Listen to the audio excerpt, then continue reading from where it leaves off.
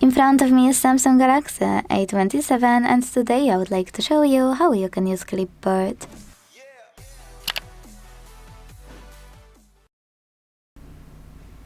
First of all, you need to copy or cut any text.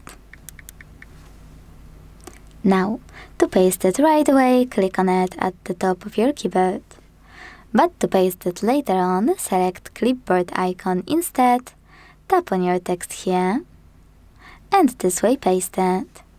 It will disappear though after an hour, so if you want to hold it longer, use pin icon at the top right corner, tap on your text, and select Done to pin it.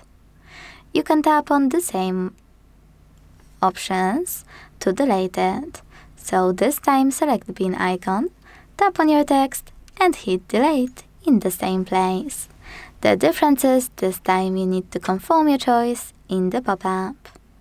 To delete things on the go, use this button at the bottom left corner, and to switch back to standard keyboard, tap on this icon at the top left one.